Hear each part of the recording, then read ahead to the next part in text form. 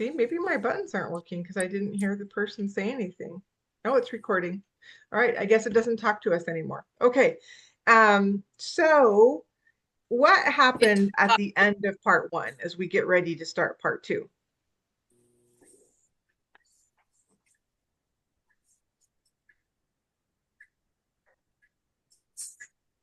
Nobody remembers what happened at the end of part one?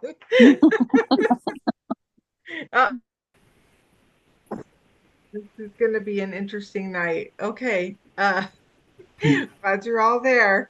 And now we heard the voice saying we're recording. So, okay. Um, I don't know what to tell you. Just keep hanging in there if it keeps dropping and it'll spin and come back on. I did not have a problem all day yesterday and I wasn't really on today. So we'll see. Okay. So we were discussing as we begin part two, what was the ending of part one? Okay, so Christian and Hopeful made it to the river and they had to go through two more things, they were told. Um, so they had to conquer the river. They did that, not without some little issues of not having enough faith, because the water would be as deep as your faith was. Mm-hmm. So if you had a strong faith, the water was very shallow. And so they made it across. Hopeful had to encourage Christian. They made it. They got welcomed into the celestial city, and then they saw that ignorance had just caught up with them. And he took a short route, got a vain hope, a ferry ride, a boat ride across the river, and so he didn't go through and conquer um, the river and death. And so he got sent to hell. He didn't Okay. get to go in. Okay, good. So we saw them make it to the end of their journey. And for, I think about, let's see, I wrote, that's a typo, about 6 years, that was it. That was the end of the story. Except if you read that, the author's kind of apology again, the poem that he wrote, if you read that, or if you remember from the intro, as soon as it was published, it was so popular, part one, that people started to copy it and write their own sequels and things like that. So he decided he would write his own part two. And I'm glad he did. After starting this journey, I am really glad because we're going to get to answer or look at a question that we all should think about as we go through. So we watched the journey of Christian and Hopeful make it all the way to heaven, and it was death, as Melinda said, that they conquered. But what we want to see is after that, did their lives have an impact on people? And what we get to watch in part two is the answer to that question.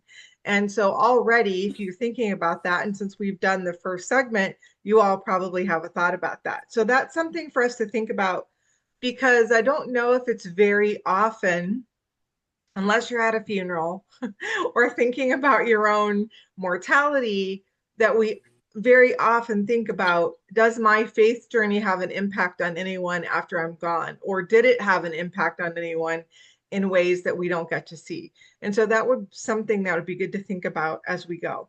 So he starts the book, and um, how does he begin the telling of this second part? How does the second part start?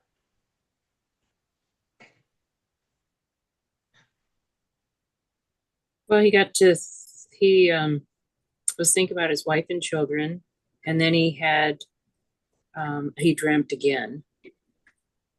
I, Okay, so the dreamer was thinking about it, right? So not Mhm. Christian, but the dreamer, that same narrator we had. He says he gets back to the area after not having been there for a while. So, and where is he this time when he starts to dream? He took up some lodgings in a wood about a mile off the place. Okay, So he's no longer, remember, he made a reference in part one to being, was it a den? Did he call it a den? And it was a reference to being in jail. So at this part, we would see that it could be that we would know he's maybe no longer in jail since he's referencing something else. Okay, so he falls asleep, he's on his way there, and then who does he encounter? What gets this story really going? How does he learn about the city and the family?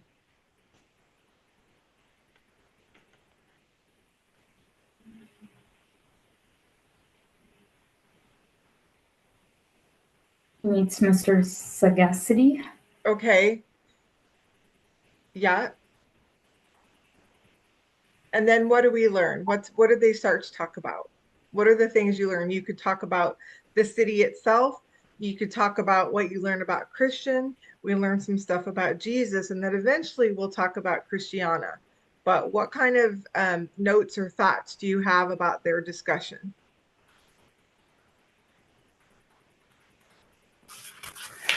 The city of destruction. It's populous but possessed with very ill conditioned and idle people. Okay.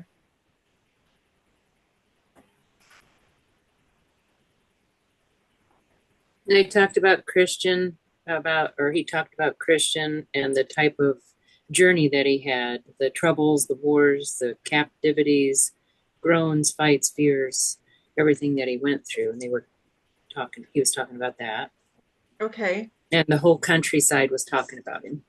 Okay. So did they also talk about where he ended up?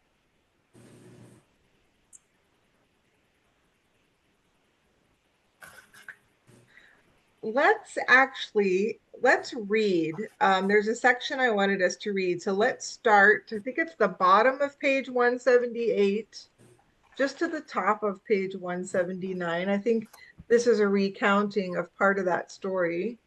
Not even sure. I think it must be the heavenly part I wanted us to see. Let's see. Oh yeah, from where it says sagacity, the word talk, up until the bottom, the end of the first paragraph on page 179. Does anybody want to read tonight?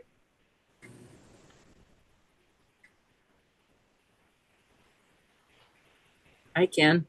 Okay, great, Melinda. Thanks. It's a good thing for you guys. Melinda's in class tonight.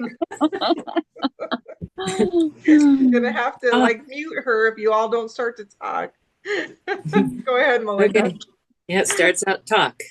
The people talk strangely about him. Some say that he now walks in white, that he has a chain of gold about his neck, that he has a crown of gold beset with pearls upon his head. Others say that the shining ones that sometimes showed themselves to him in his journey are become his companions, and that he is as familiar with them where he is, as here one neighbor is with another. Besides, 'tis confidently affirming concerning him that the king of the palace where has bestowed upon him already a very rich and pleasant dwelling at court, and that he every day eateth and drinketh and walketh and talketh with him, and receiveth of the smiles and favors of him that is judge of all there. Moreover, it is expected of some that his prince, the lord of that country, will shortly come into these parts, and will know the reason, if they can give any, why his neighbors set so little by him, and had him so much in derision, when they perceived that he would be a pilgrim. For they say that now he is so in the affections of his prince, that his sovereign is so much concerned with the indignities that were cast upon Christian when he became a pilgrim, that he will look upon all as if done unto himself, and no marvel, for 'twas for the love that he had to his prince that he ventured as he did. Okay, there it is again, a beautiful description of what we can expect in heaven. And it's all biblical. Even the end, what do you learn there about, first of all, the idea that Jesus is going to return, right? There it is again. Bunyan saying he knows Jesus is coming back. when he comes back, what good news do we have, and what bad news do some other people have? Let's see, who besides Melinda would like to answer that question?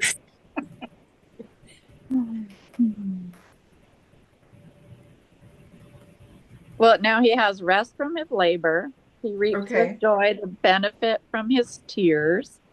He got Mm-hmm. out of range of his enemies and out of the reach of those who hated him. Okay.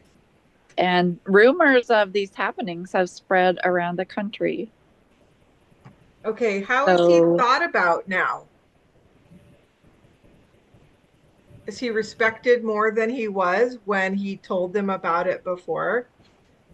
Yes. Yes. What about this part about Jesus? What's the good news for some of us, for us, or for Christians? And what's the bad news for other people? well, Jesus will look upon all the things that are done to one of his own as if they were done to himself.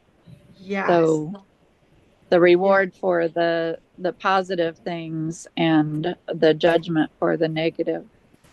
Okay. So all those times when we think about God saying, vengeance is mine, all those times when we know we may not see justice for some of the things that have been said about us or done to us, especially if it's for Jesus. Can we trust that there is going to be justice someday? Yes. Yes, right? Repeatedly, God says, vengeance is mine. He doesn't say no one will have to pay for that. He says, those who harm my anointed, right? That's in scripture as well.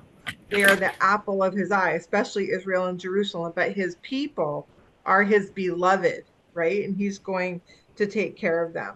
Okay, so we see what's happened with Christian. We see that the people of the city know both parts. Pay attention to that in the next segment we're going to go to. They know his difficulties, but they also seem to know the reward. And then they turn to, I think the dreamer asks him, what has happened to Christian's wife? So, first of all, what's her name? Christiana. Christiana. And so again, is making sure that we remember that she symbolizes a Christian on the path, right? I think this was a week, and I have it in your study guide for next week, and I probably haven't written it lately, but there are certain points where it's really helpful to remember that you're reading an allegory, that you're reading a parable, and to kind of go at the parts where you think, oh, well, that sounds terrible. I don't really like that. You have to remember that we're symbolizing a certain teaching. And so we'll talk about that either a little bit later tonight or next week. So, what does the dreamer learn about Christiana and her four sons?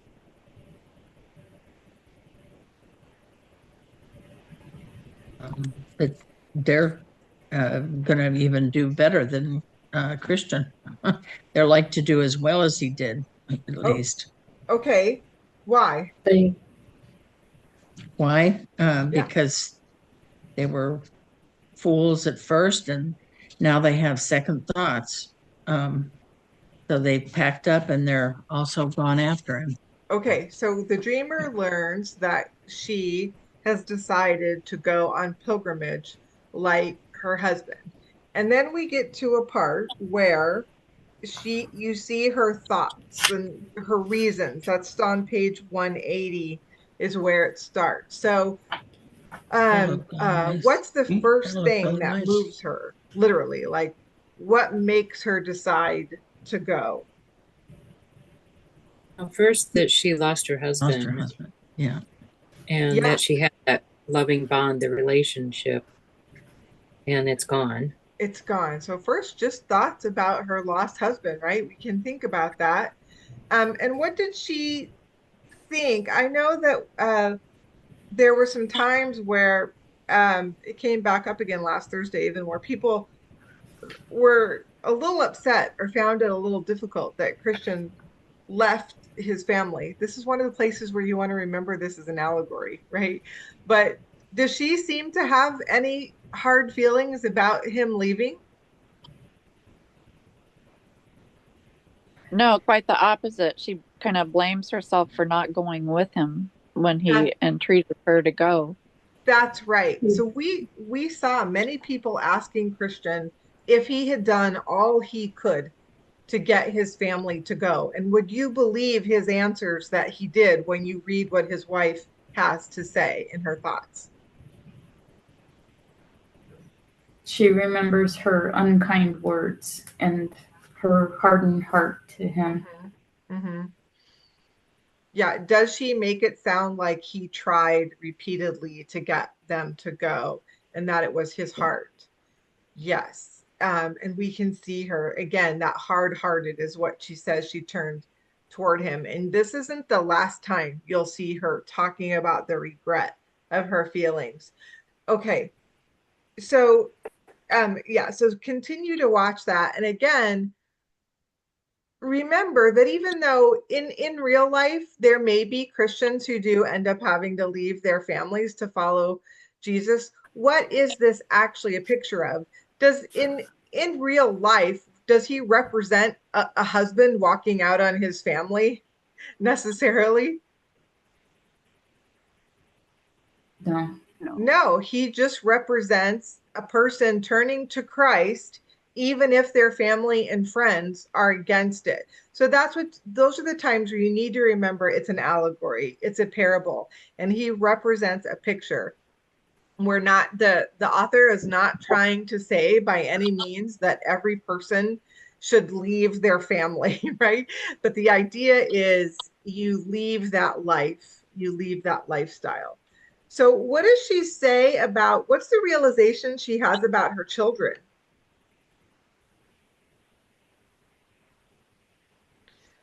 At the top of page 181, when she starts to share with them about what she's done. Well, she not only sinned away their father, but Yeah. she also deprived them of life too. That's right, eternal life, that she has deprived them of that. Okay, and so she goes to bed that night. These thoughts, we know her thoughts have been working on her and what he said, probably all the memories of everything that he said, what he had learned about their city, what was coming, all of those things. And she has a dream. What's that dream like? What happens in her dream? A lot of dreaming going on in this book. A big parchment opens up and all of her sins and bad thoughts and all of that are written down on there. Mm-hmm. And she cries out aloud in her sleep, Lord, have mercy upon me, a sinner. And the little children hear her. Okay, so that's the part. So we see her repenting for her sin, crying out for mercy, and then what also happens as she's done this, right? She's committed, at least verbally in this dream, and then what's the second part of the dream? Or maybe not even a dream. What happens next? Mm. She saw two very ill-favored ones standing beside her bed, Mm-hmm. and they were saying, what shall we do with the woman? And because Christiana cries out mercy, but they also say, like, I'm not sure where it was, but we're going to lose another one from the city. Okay, good. So they're called ill-favored ones. Who do you think they are? Demons. They're demons, right? Demons. They've heard Right. her commit herself and they want to stop her. They want to stop her before she can actually get going. And actually, Yes, Lewis. yes, right. Mhm. We remember that, huh? Yeah. Um, So she wakes in a sweat with that part of the dream, and then she goes back to sleep. And then what's the next part of her dream? She saw Christian in heaven in a Yeah, place of bliss. yeah. Again, what a beautiful picture for her to see. How would that make you feel if you were just getting ready to embark on that same journey? What do you think that that brought to her? Oh, brought her And, peace and yeah. Peace, Encouragement. encouragement, excitement certainly. to go, right? The probably what she needed, especially after seeing the demons, to keep her motivated to go. And one of the things I was watching, and we'll see, we're pretty early on, even in the second section that I was looking at, is watching how motivated is she really? Like we'll see. And that's one of the things you might want to think about. Christian having already gone, what is his impact on the people that follow him? Not just in getting people to follow him, but how do they do? I think somebody said it earlier. I think it was Mary, that the book says that they'll have even a better go than Christian did. And you could watch and see if that's true, and then think about, well, why would it be? Why would they do better even than he did? So that's something we want to think about. Okay, so she's had this sort of three-part dream. And when she wakes up in the morning, uh, this is when she has prayed, and we're going to see what she's going to do. But before she can think about leaving or talk to the kids or make that decision, she gets some visitors. So, who's the first visitor that she has? Secret? His name is Secret. What else do we know about him? Um, he, Where's he from? From uh, high. He's up on yeah, well, high. yeah, he He said, must be from as high as you can go, right? From well, heaven, because what does he have those that with are him? high. What's his message to her? Oh, dear. Peace be to this house. What, Evelyn? Peace be to this house. Okay, so he Hmm. greets her with peace. What's his message, or what's he got with him? What's the point of his visit? The merciful one has sent me to tell you that he is a God ready to forgive and that he Okay, takes delight to multiply pardon to offenses, okay, because what did she ask for in her dream? forgiveness. Forgiveness. She asked for forgiveness. This is her answer. You ask for forgiveness. Do you receive forgiveness from Jesus? Yes, this is a picture Right. of that answer. And so then, because of that, he actually has a physical thing with him. What does he have for her? A letter from the king. What's the letter say? It's written in gold, and the Mm-hmm. king wants her to do as Christian, her husband, had done, for that's the way to his city. Okay, good. So you need to go on that path. Um, she asks something that becomes sort of repeated and not repeated lesson here. Um, what does she ask for from Secret? Asked him to take them with She, him. Oh yeah, so sometimes people go along. What's his answer here? you have to go through troubles, and he's not going to go through the troubles. Yeah, in fact, what's that little expression? The bitter is before the sweet. The bitter Mm. before the sweet. So here's that warning that yes, you're going to go. Yes, you've been invited, but it isn't still going to be perfectly easy. The bitter before the sweet. Okay. What else is in the letter? What's he tell her to do with it? Have we seen this letter before? A similar letter?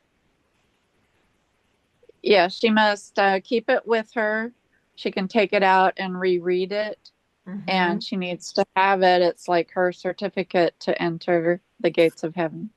That's right. That reference to it being one of the songs of thy pilgrimage, they have over there in the notes, but that's Psalm 119:54. For your statutes are my song in the house of my pilgrimage. So if you ever keep in a list of verses about where God uses the term pilgrims, besides First Peter, there's another verse in Psalm 119, and then this one about pilgrimage and pilgrims. So beautiful verse, one of my favorites that he has in there. Okay, so then they go on. I think we think he's gone then at this point, and Christiana speaks to her sons. And how do they feel about this fact that she admits having kept them, that she was wrong with their father, and that they're going to leave? Do they still feel like it's a bad idea? Because remember, he said the children weren't really that interested either when he was going before. They only cared about their own things. What do they think now? They burst into tears of joy that their mother wanted to keep going. Yeah, tears of joy. So now we know she's going to prepare to go on this journey. But she has another knock at the door. And who's in this one? First of all, they focus on just one person at a time. So who's the first? There's a group of two, but who is the first one who really is the focus at first? Mrs. Timorous? Yeah, Mrs. Timorous, related to the previous Timorous that we saw. How does this visit go?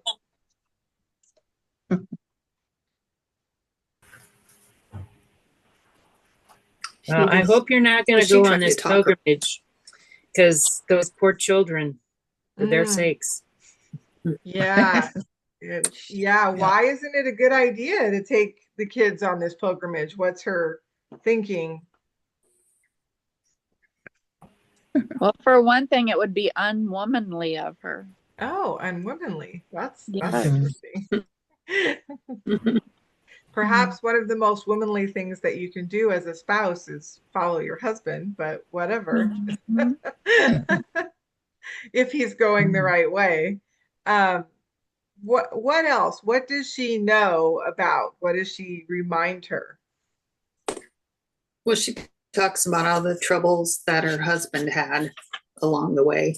Yeah. So we know the whole town had heard about all the troubles. So that's what she talks about. But what else had the whole town heard about? That he's in heaven. That he's in heaven. She doesn't focus at all on that part, does she? Just the bad part. Is Christiana even tempted to listen to her? No, No, not at all. not at all. In fact, she already is quoting advice and counsel she's been given. What does she say back to this woman that Secret has just told her?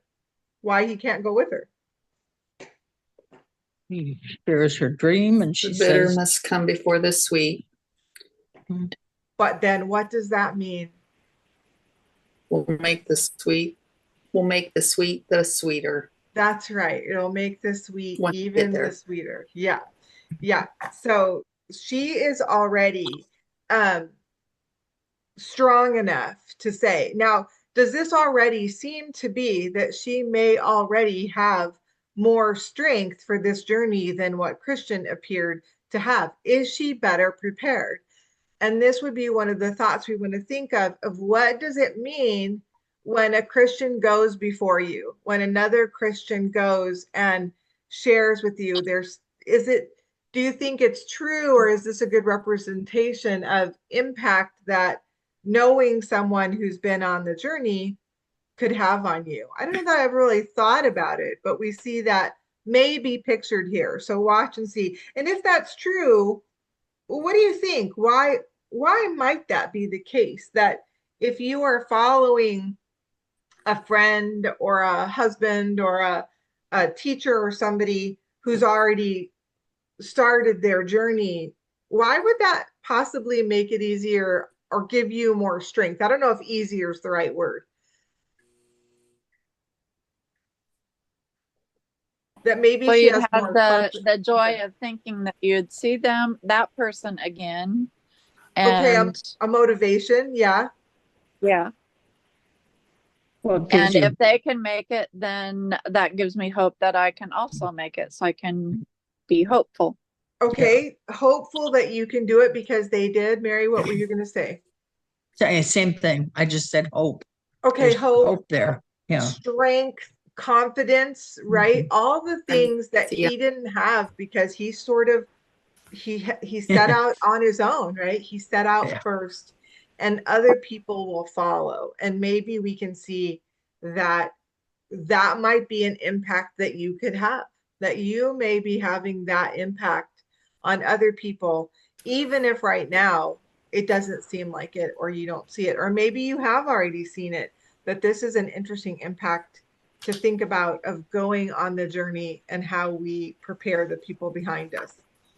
Yeah. I Okay. love that this one statement where she says, Christiana says, "Oh, neighbor, knew you, but as much as I do, I doubt not, but that you would go along with me." And then it just kind of goes really quick. I read that the rest of it so quickly, Yeah. like she was, you Yeah. know, Yeah.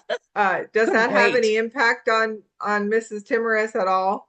No. No. No. So she leaves, right? She goes, but then we learn who it is that's with her. Who is this other neighbor that's come with her? Mercy. Her name is Mercy. Mercy. You know what is so sweet? And what when she prayed for forgiveness, what else did she ask for? You guys want to look back at her prayer in her dream? mercy. She Where asked was for that? mercy. We Lord, did. have mercy on me and forgive. She asked for mercy, and what did God give her? He Mercy. gave Mercy. her mercy, literally. That did not hit me till like maybe the No. second or third time that I'd read it. And I just thought, oh, Mm-hmm.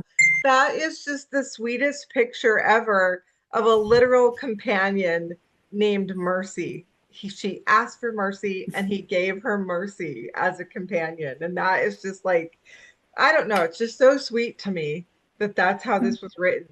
So, how's Mercy feeling? What does she do as Mrs. Timorous goes ahead to leave?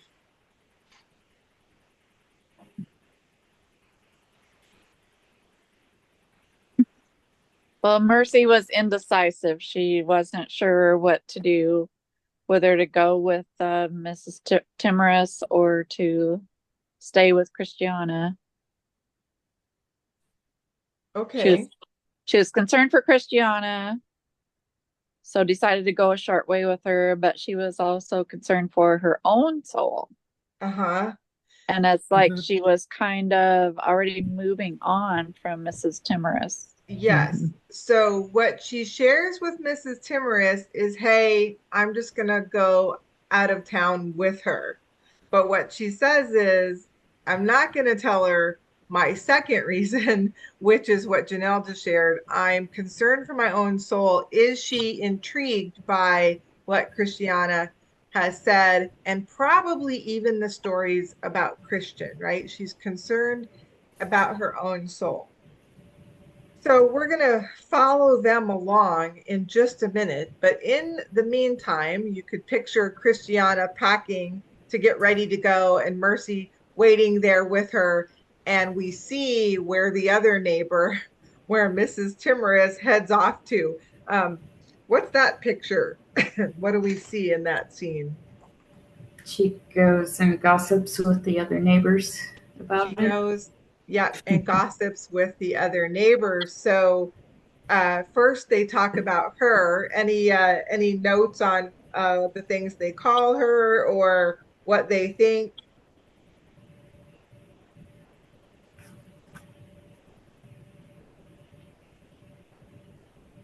Well, Mrs. Bat Eyes says, well, like she's a fool, this blind and foolish woman Blind and foolish. said Yeah.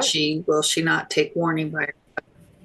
hmm Yeah, and then the next neighbor says, yeah, this is an expression we still have This today. is inconsiderate. That she's a Says fool good as riddance. well. Yep. Good riddance. Good riddance, right? She might as well go. Do they think she'd be any fun to have around if she stayed? No, No, no. She's going to be a nuisance, probably, and no fun if she stays. So then they quickly just let that go. And how's the rest of their conversation? What kinds of things do they turn their thoughts to? You can categorize it or summarize it. Pleasure. Pleasure, worldly lusts and things, including there's a Mrs. Wanton. And so, yes, we can see what type of conversation they very quickly turned their minds to. And that's it. That was it. They called her a fool and then moved on. No thoughts. No, we don't see any reasoning there at all. Okay, so if you want to try to catch up, at the top of page 188, we catch back up with Christiana and Mercy. What's the topic of the beginning of their conversation? It's pretty much about Mercy at first. What do you learn about her or from her in the beginning of their conversation? I guess it's her concerns, sort of.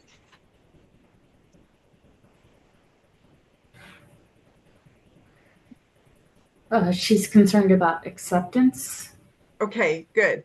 She's concerned about whether or not she'll be accepted. What else do you have about her?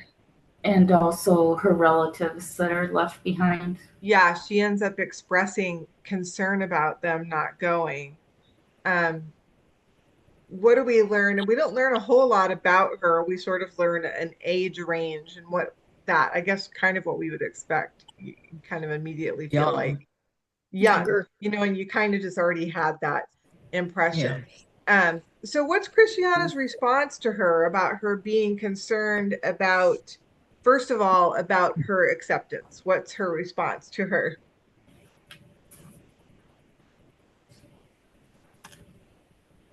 She wants her to join with her, to go with her, and she has no doubt that she will be accepted. You will not be rejected, even though you go only upon my invitation, because the king who sent for me and my children delights in mercy. He delights in mercy, right? Which is scripture, but that's There you go. again the use of her name right there. He delights in Yeah. mercy, so of course he'll accept you. And then as they talk, Christiana knows that she's headed to the wicket gate. That was part of the message that she got. What does she say that she will do if Mercy's still concerned, even as she travels with her? It'll talk for her, and Mhm. so don't worry about being accepted. I'll make sure that that happens. Okay, I'll so pay, yeah. yeah, she'll talk. She'll check for her. And so does Mercy decide to go ahead and go? Yeah. Yes, Yeah. and then this is where Yes. you see her expressing the concerns about those she's leaving behind. Christiana has good response for her there as well. What do we learn from her response? What does she think about the fact that Mercy's concerned about those she leaves behind?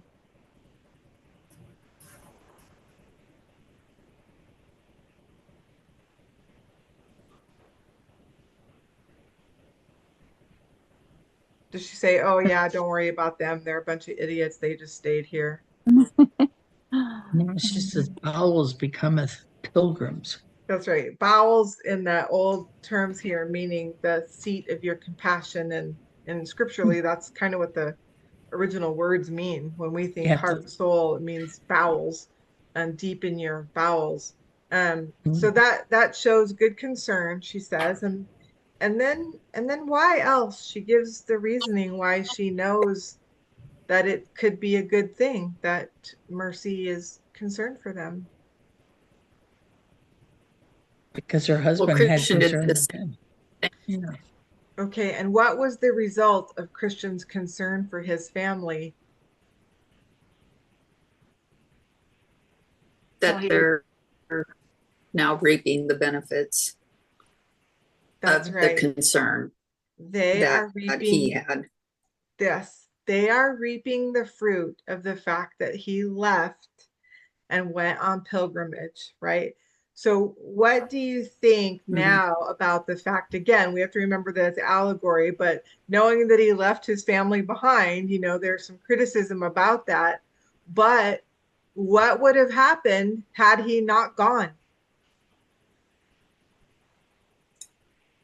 None of them would have They'd been be in the saved. city of destruction. That's right. None of them would have been saved, not himself nor his family. And so far, Mercy as well, right? We could imagine that they would all be. And so we see the fruit of the fact that he left and he went.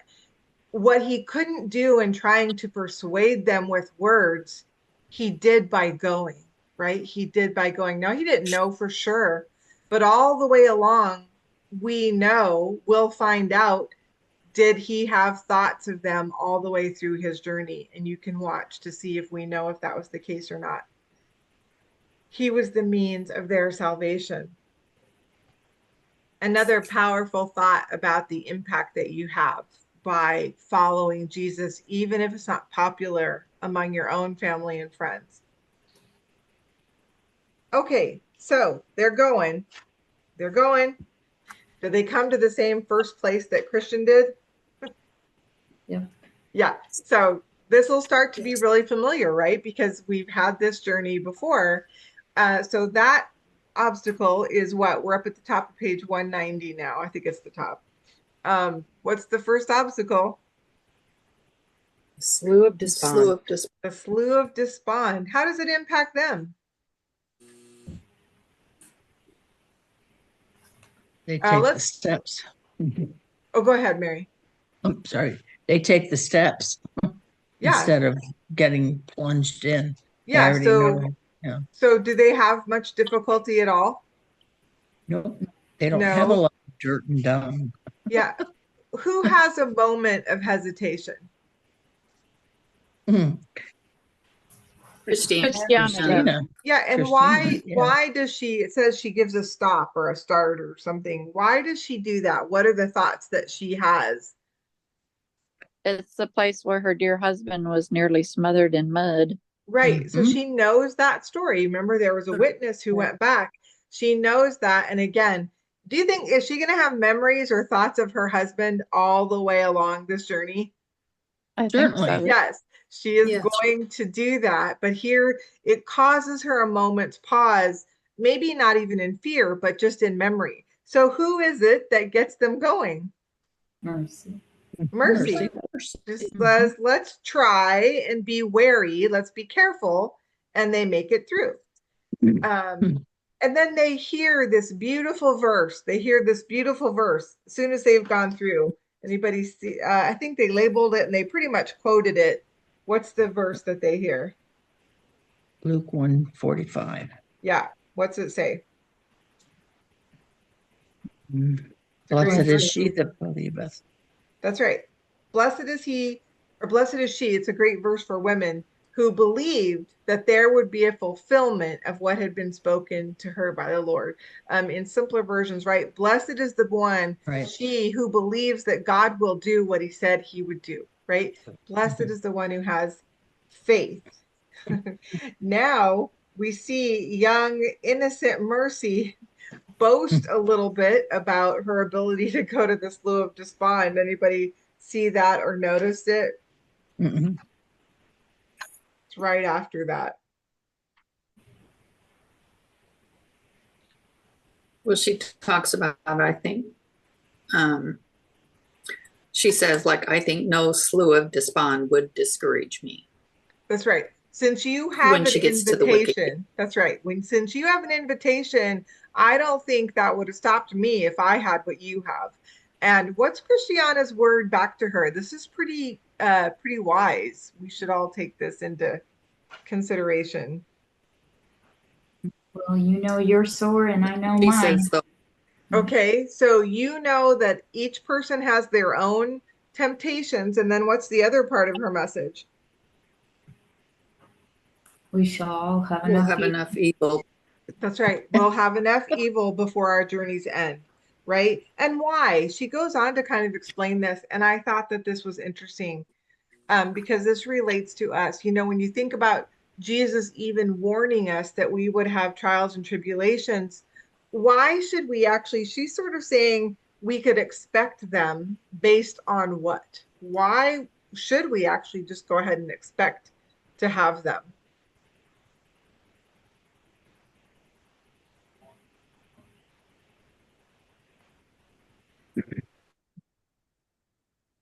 Kind of an implication that it shouldn't be easy. Why? You should have to experience the trouble in order to value the joy and the love that you'll experience. Okay, for the excellent glories that are coming, it should Mhm. be expected that we would have to experience difficulty to value that or to make it worthy of that result, right? She seems to think that we should expect to have them. And of course, that's straight from scripture, straight from Jesus saying, you will have trouble in this world. Um, Okay, so now they have made it through that one, and they are getting ready as we get closer to page 191.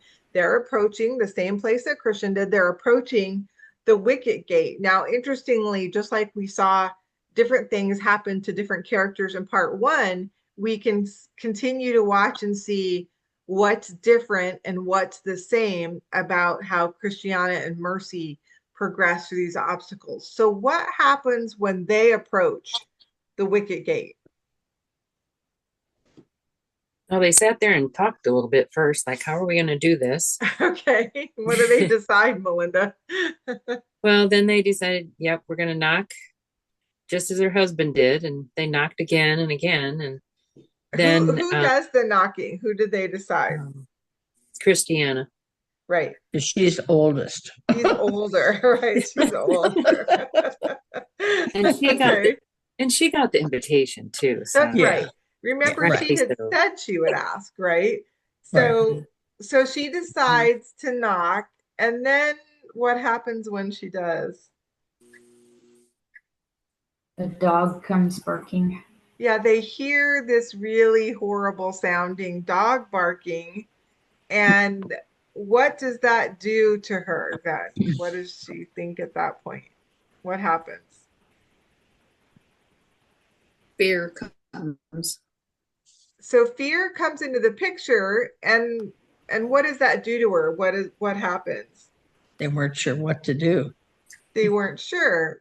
So fear of the dog, if they keep knocking, what's the fear about not knocking?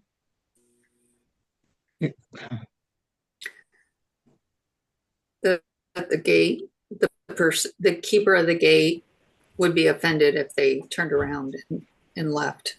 That's right. You know, and knowing where they have to go, she decides to go ahead and knock more loudly. And what happens as soon as she knocks again? The keeper opened it Before that, or asked who it is, and the Yep. dog stopped barking. Oh, you're right. The keeper does answer first. Yep. They knocked vehemently more than they did at first. And then said the keeper, who was there? And the dog left off barking. What spiritual lesson do you have there about facing fear, especially the enemy? What are we supposed to do? Are we supposed to turn I thought around? that knocking symbolizes praying. Okay, knocking might symbolize prayer. Watch for the focus on prayer. Thank you, Janelle, for bringing that up, because it's not always going to be said in the words prayer. Sometimes it will be, but watch and see for the lessons and the references on prayer, much more than we saw in part one. What's the other lesson about um, continuing on your path when you face an enemy or the enemy? What are we supposed to do? According to Ephesians 6. Persevere. Persevere, stand firm, face it, resist him, and he flees. Are we supposed to turn our backs to the enemy? No, we're not supposed to turn our backs. We're supposed to stand forward facing him, and in prayer, he will turn and leave. Okay. So then does Christiana go ahead and do this speaking first that she said she would? Mm-hmm. Yeah, and you're probably Yeah. going to notice the same kind of question through the study guide so far, like every place they go. I kind of have written, how are they received here? What's the reception like?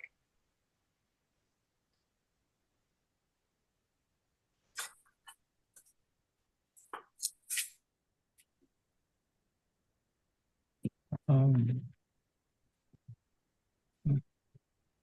Well, first he asks the questions, and then he eventually takes her by the hand, helps her up, and tells her that she doesn't need to fall flat on her face. Oh, before that, before mercy, where is how it? does he receive them? Graciously admitted. Oh, They're with that, graciously he marveled. admitted. That's right. She said, "These are my Graciously. sweet babes, her sons." This time he called to a trumpeter Okay, so there's to entertain her trumpets with and joy. joy. Was he expecting her, or does he know who she is? Yeah. He knows who she is. Do we have Yes. evidence of Christian having spoken about leaving his family behind so far here at the wicket gate? Yep. Yes, these Yes. people know who she is. They know the story that she had said no, she wasn't going to follow. Remember all those times they said to Christian, "Who are you? Where have you come from? What's your story?" And now we see the Mhm. fruit of that story is that they are rejoicing. They know who she is, they know she's coming. Then she starts to make the inquiry for mercy, but what happens in the meantime? Little Mercy does what? She was impatient, and Oh, so yeah. She swooned. Yeah, she but started before knocking at she the gate. swoons, she knocks. But then when the gatekeeper comes, he finds her in that faint that Janelle was talking about. And then how does he respond to her? And what do you think about her? His words to her. This is page 192. 92 in the middle. Yeah, Over the gate. is he mad that she knocked? What's he like He with her? took her by the hand and said, "Damsel, I bid thee arise." That's right. Yeah. That's right. Good. It And what does sounds he like say? Jesus with the little girl. Okay. Okay. Yep. That quote is from there. Yep. She said she remembered the Lord, and her prayer came unto him. And Yep. Mm-hmm. yeah, Yep. fear not, but stand upon my feet. Okay. Yeah. One of the things you want to notice in his answer, there's bunch of things you start to piece together that I'm pretty sure we weren't told in part one. He says to her at the bottom of the page, he led her gently in. I pray for all them that Believe on me. believe on Oh. me. Yeah. So there's a clue right there. You're going to see a few more, Mm-hmm. right? He says on the next page that they both say they're sorry for their sins. They say that they received of the Lord. And then he says, I grant pardon by word and deed. Who's the gatekeeper at the wicket gate? Christ. Jesus. Jesus is the gatekeeper. I don't think that we knew that in part one. I'm pretty sure they didn't really talk about him at all. So they've all confessed, asked for forgiveness. He's offered that, and then he takes them to the top of the gate and shows them something. What's he show them? What's written over the gate? No, No. The view of the view of Him what? the Him city. crucified, Showed right? So them by he what shows deed they them were saved. the cross. He shows Okay. them what he had done for them. Right. Okay. Indeed. And For then which he they were leaves saved. them to talk. And so there's a lot, again, we're going to go through those sections where there's lots of talking. But when Mercy shares her feelings, what does she say gave her courage? It's still at the bottom of that page, page 193.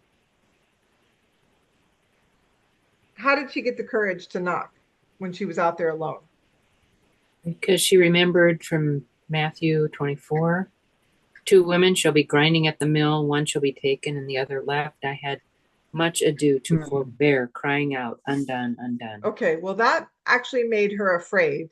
That's true. Because that one, Yeah. but there's another she thing. saw what was written over the gate. That's right. And it doesn't tell us there. It did tell us in part 1. Does anybody know what was written over the gate? You might be able to I had to guess. go back. Knock. It said knock, and it shall That's be right. open to you. Knock and it shall be open to Shall be you. So open to she you. knocks, and she knocks really hard. Yeah. So they're talking about this, which reminds them that the reason they didn't want to knock was because of this dog. What yeah. are their thoughts, or what do we learn about the dog when they eventually ask about it? They ask the keeper eventually about this dog because they thought, well, why would he keep a dog around like that who might scare people away? So what do we find out about the dog? Doesn't belong to the gatekeeper, That's right. Who do you think it belongs to, Evelyn? to the evil one. It belongs to the evil one who lives how close? His intent is to keep the pilgrims from coming to me, that they may be afraid to come and knock at this gate for entrance. That's right. That's the intent. But what Boy. does Jesus says he does with that intent? Excuse me. Oh, you're Well, fine. he has his own garden almost next door. Okay, yep, that's still the evil one. What does Jesus still say about this dog? Why he doesn't try to do something? Because could Jesus do something about the dog if he wanted to? Well, yeah. Yeah. Sometimes Even also though his- Satan thinks the fear of the dog will keep people from knocking, what does it actually do when they hear the dog barking? A lot of people have been frightened away. what is doggish? Or you want to knock and hopefully somebody will open the door so you can get in. That's right. Satan's, if you read that carefully, Satan thinks he'll keep the scary, loud dog barking nearby and people will turn and run. But more often than not, the true pilgrims do what Cheryl said. They hear the dog and want to go in. So they knock louder at the gate so that they can enter. Do you see how he's describing that? Yeah. Okay. Okay. So he says, and also he gives his pilgrims timely help so they are not delivered to the dog. So here's one of those lessons of even if Satan intends something for evil, God can turn it to good.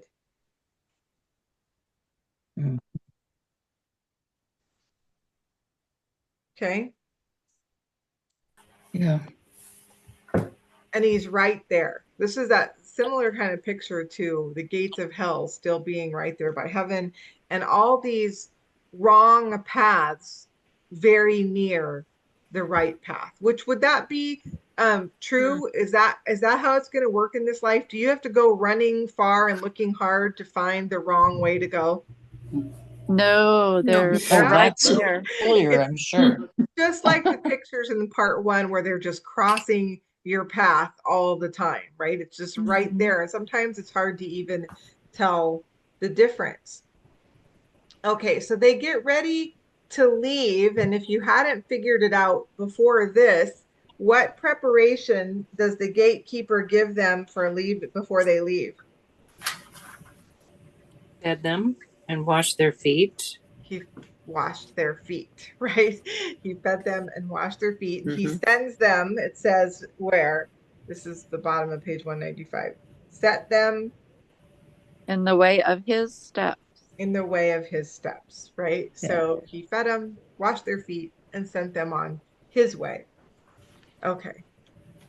So they've quickly made it past those two things, but as we've seen, this way still passes along this wall that belongs to Satan. So, just one quick little thing they show, there's only one impact of the garden that belongs to Satan, and it doesn't seem to cause any harm. But what's the concern about the garden running alongside the path?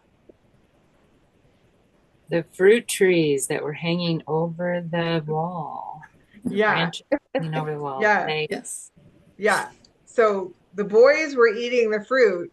Mom stopped them, and then it said if she knew whose fruit it really was, she really would have been more concerned. But it doesn't seem to cause them any harm.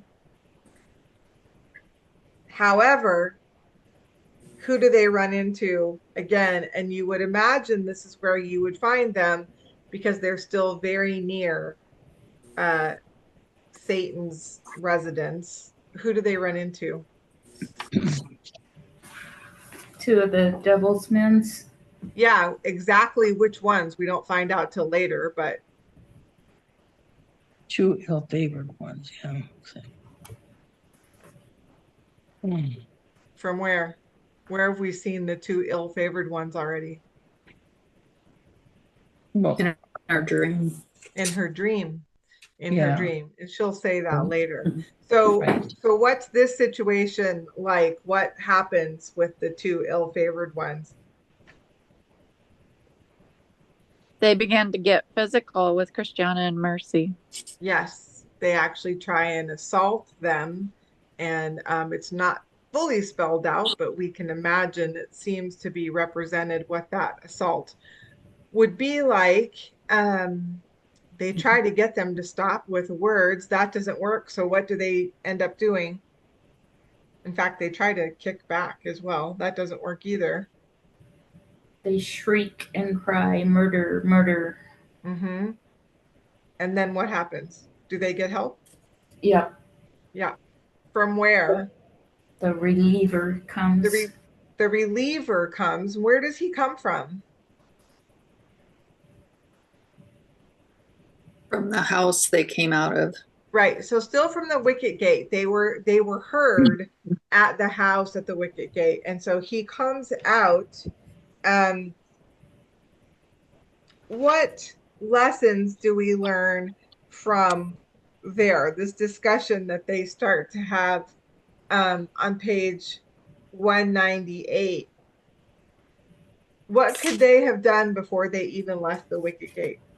They could have asked for a conductor. They could have asked for a conductor. They could have asked for help. What does this represent in our lives?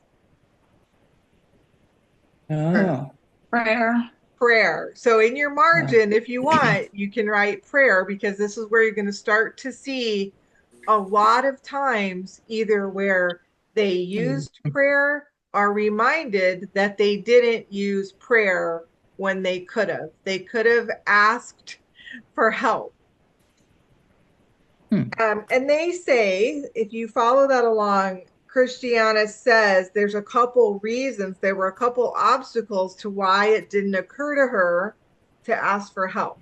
And this is, again, interesting for us because it's probably similar. Let's see if it's similar to what would happen to us. it had been well for us had we asked our Lord for one, but since our Lord knew 'twould be for our profit, I wonder he didn't. He Okay, so sent not. that's a little further, right? I Oh, is wonder that further? why he didn't help. Sorry. Yeah, Christiana says we were so involved with our present blessing, we forgot about the dangers to Oh, come. sure. Okay, so in our present blessing, in our comfort, Yeah. when things are going well, do we forget to continue to pray for what's to come? Right? Yep. How often Yes. does the desert or the valleys come after the mountaintop experience? And Yeah. would it have happened the way it did had we been prepared Mhm. for what was to come? So that seems to me super applicable, that comfort. And then there's another thing that actually causes her she says to, Who would have thought so near the king's palace there'd been someone lurking so naughty? that's right. They thought, okay, well, we're right here with Jesus. Who would think there's an evil one right there? Is that an important lesson to learn? Right? That we want to stick close to Mhm. Jesus, but does that mean the evil ones aren't going to be around? They're going to be there. No, the evil ones were in the garden with Jesus trying to get him to be for that crucifixion. They were happy. They thought they'd done it. Okay, so there's a couple reminders that we need to ask. And then the reliever gives them the answer to the question they're asking, which is, well, why didn't he just send one anyway?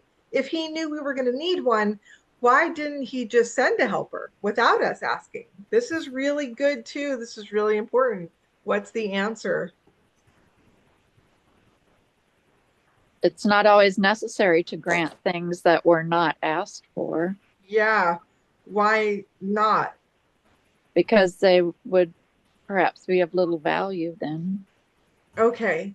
What does that mean to us? What do you think? Is that accurate? Is that a thought? If you think about that, what is he really saying? First of all, are we supposed to constantly be asking Jesus for help? Yes, we're Yes. told to. Do we often not do that? Yes. Yes, but do we still want the help anyway? Yeah. But if God gives you all the help you need all the time and you never have to ask for it, what does that cause? What's he Then we saying? really don't know what the worth Complacency. is.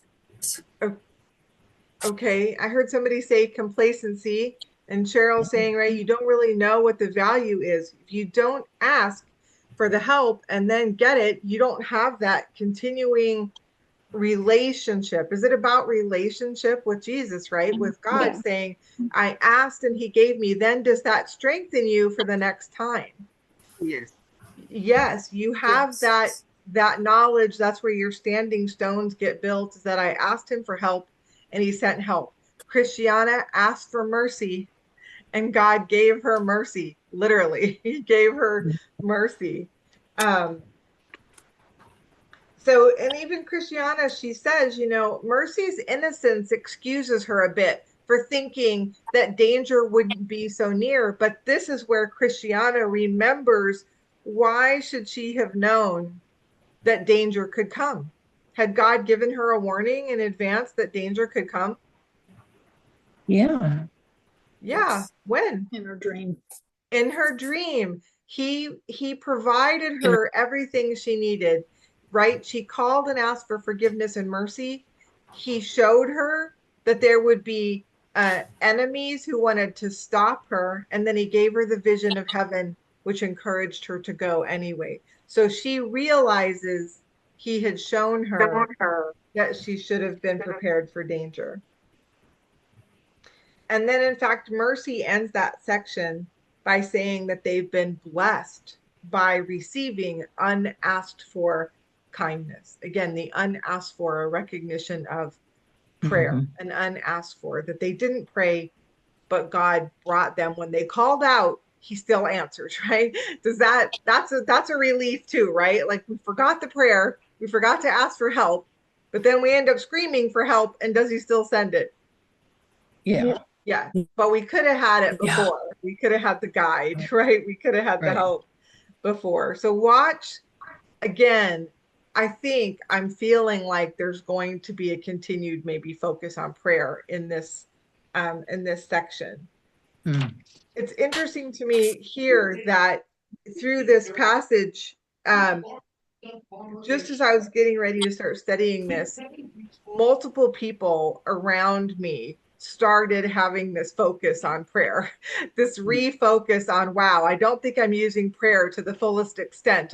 It's just, God is really seems to be, like, not seems to be, he always knows where we're going to be, but I just feel like continually, God is really guiding us in the area that he is right now. He is just really connecting these dots. And it'll be interesting to see if the people I know, because some of them were in the Thursday morning class, who were focused on this conversation about, wow, I haven't been, not that I don't pray, but I don't Right. think I've been using it the way I could. That's been the discussion around me. And so I found it interesting.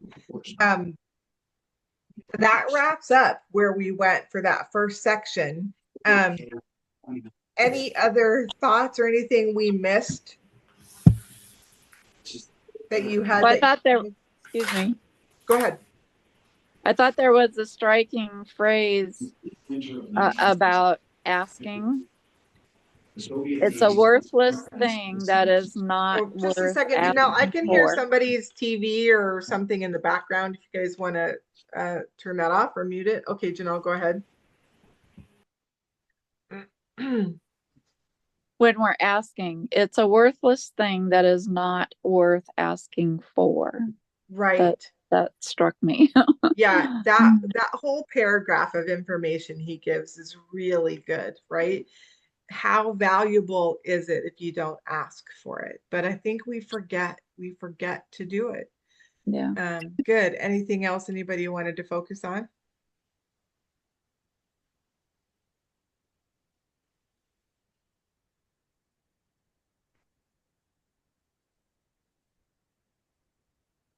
I just wanted to say that God is interested in everything that we do or say or want or whatever. It's like there can be nothing too small for us to ask.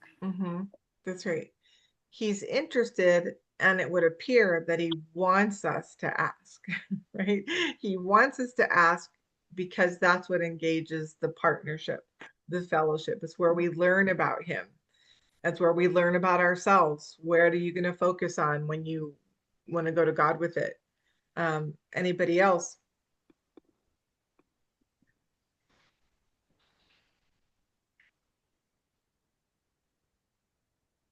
Okay, before I share the homework with you, I want to give an update on, I know people watching, because we don't keep our prayer requests on, haven't known this, but the story that I've shared with you guys about the plane crash that killed the one man and then hit the 3-year-old grandson. He's actually not even quite 3 yet, was saved and basically unharmed.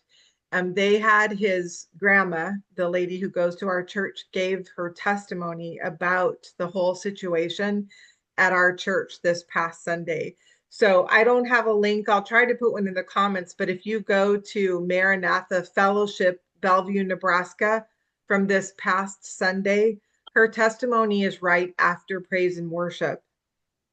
It's unbelievable. It's unbelievable, the story that she shares and how it could have been. And again, there's a focus on prayer. If you really want to see another relationship to this exact lesson about prayer, I think it's right after she speaks, but our pastor's wife might give announcements first. It just takes a minute or two. They've started to have people come up and pray over the kids or tell them a quick story before they go to Sunday school. So the lady who does that is Leslie, and she usually goes to the Thursday morning study. She shares a testimony about her daughter's prayer as they left to go on mission. I can't remember where. Indonesia. Do you remember, Cheryl, where they went, or did you watch? I guess Steve was there, and Indonesia or somewhere like that. So I don't want to tell you any more than that, but if you stay for another 5 minutes after you watch, it will be well worth your time to hear both those stories. It'll be well worth your time. But Maranatha Fellowship, Bellevue, Nebraska, it was June 22nd. They're online on YouTube. Okay, perfect follow-up to where we are. Okay, so for 2 weeks from now, your homework is pages 199, where we were, to 229. Okay. One other tip, some of you are probably doing this. Where's my book? I've already shown you my messy book, but the reason it's messy is because it helps me. I know that the authors and the editors put those tiny little summaries and segments there, but I can't read that on a normal basis. Plus, I take notes anyway. I'm trying to find one where you can actually see. So one of the things I'm doing in my book that makes it look like a worksheet. I'm so grateful for the big margins. Is like this. Here's one. So you can't see it, but right here in my writing, it says Slough of Despond. So I just make a quick note of all the places they are. Like if there's a person they run into, I just write their name. If they're at an obstacle or a house, I write that down. That would probably help you. It would definitely also help you during discussion as we're following with page numbers. But something I should have probably shared a long time ago, that's one of the things I'm writing is really just what's happening. It helps me summarize as I go through. So just a thought. And if you're watching online, hope that helps you as well. All right, I'm going to end the video, and we won't be on next week if you're watching because we're taking off the week for 4th of July. So the video won't come out until July 8th for the next one. Let's see if I can actually end this video correctly this week. Bye. See you after the 4th. Happy Freedom Day.